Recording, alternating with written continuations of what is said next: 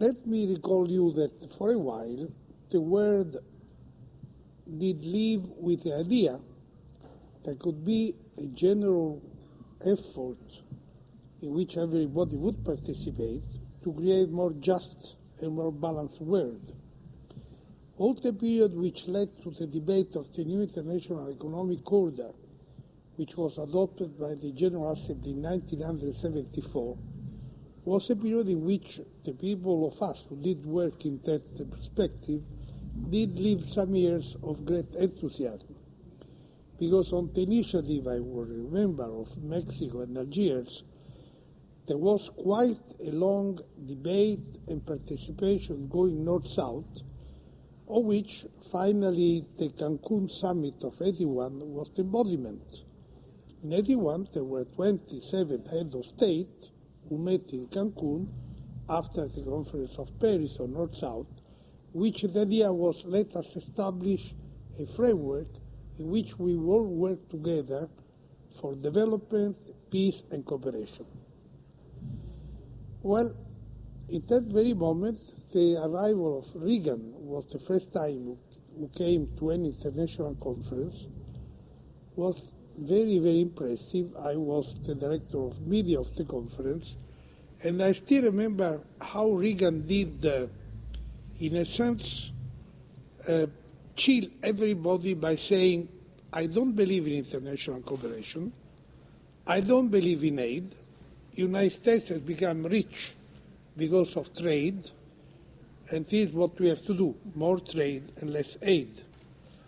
And we went into debates which went nowhere, because when President Nyerere asked him, but my problem is that I have no problem to trade.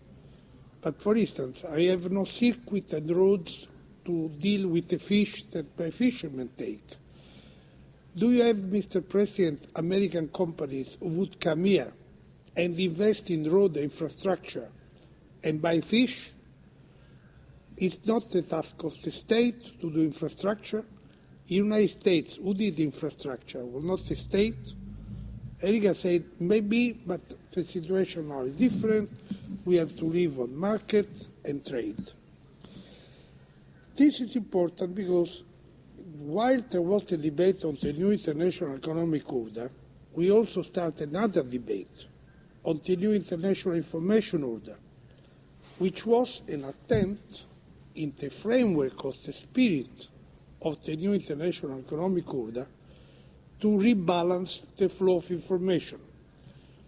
97% of the total world flow of information came from 4 agencies. The 2 Americans, UPIP, 1 French, France Press, and 1 British, Reuters. There was such imbalance in the system of information that the third world actors were in the media representing about 6% of the total space.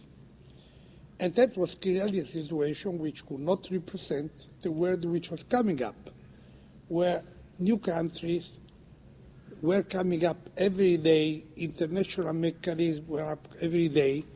So the idea was to simply set up a system of information with the participation of everybody, which would be more democratic, we would allow more voices, would be more balanced, because the idea was to increase also participation of the South in the global flow of information, and introduce new actors, because the information which did exist had very few actors, which are basically all from the North. We have this process of the new international information order going on again with success. I want to recall you that in the Belgrade conference of UNESCO, it was the United States who did present the Program of Development of Communication, IPDC. It was an American proposition. It was not a proposition from the South. And all that changed in 81, when Mr. Reagan arrived, and finally, United Nations plus the United States plus Great Britain and Singapore withdrew from UNESCO.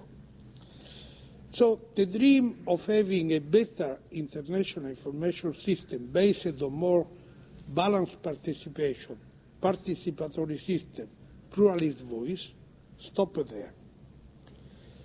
Now, I have to recall you that we went through years where the revenge of the North over the South on the issue of information was terrible.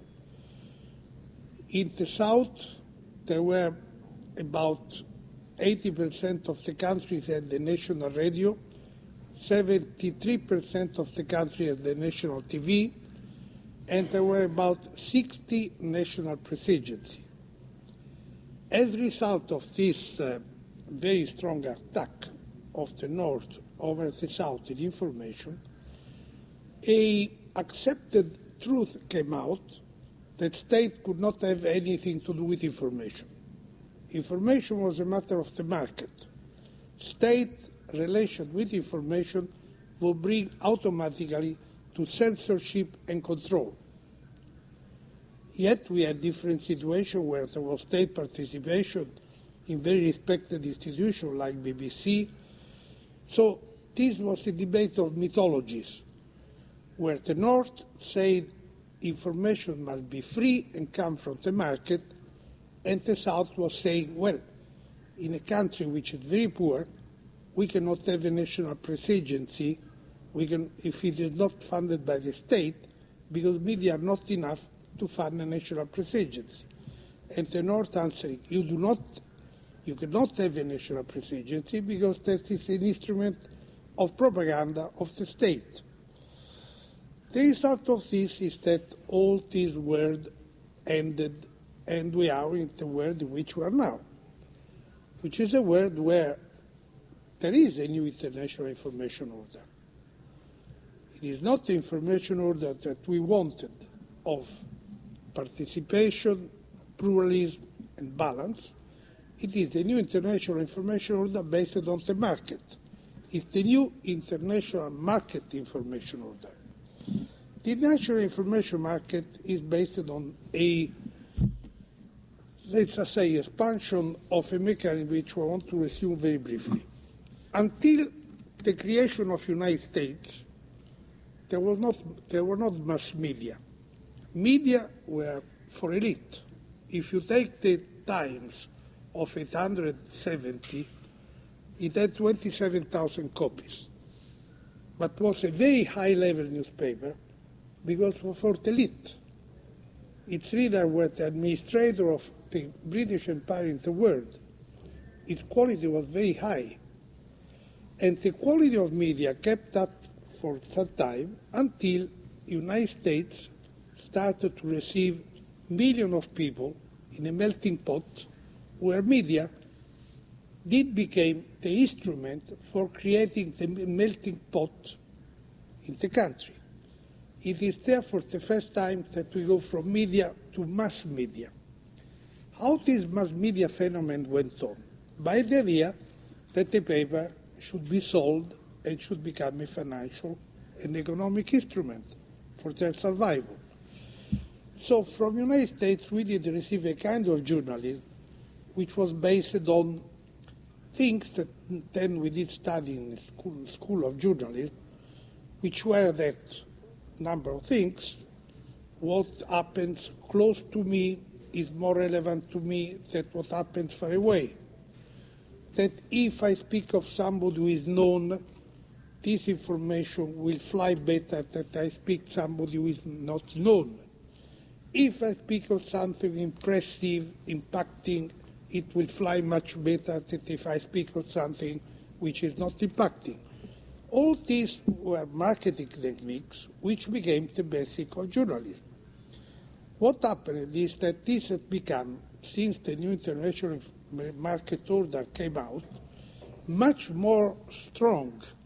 And today journalism is really a variable of marketing techniques.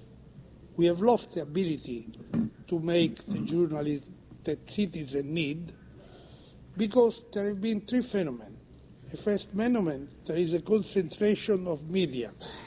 Let us not forget that because of a situation like Murdoch or Berlusconi, you have a continuous concentration of media because media are not any longer a good business, so you have to have several media in one company to cut costs and make revenues.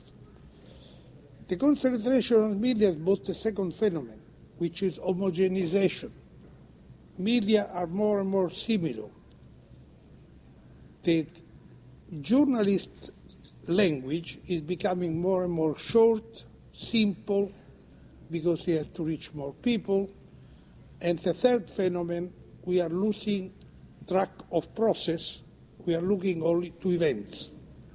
So in a world which is becoming interdependent through this globalization of the science that we have, the citizen do not have from the information the ability to see and understand the world, but they have a number of different events which jump from a moment to another, where people are not able to follow the process of their world, and therefore they cannot be conscient, active citizen as it should be.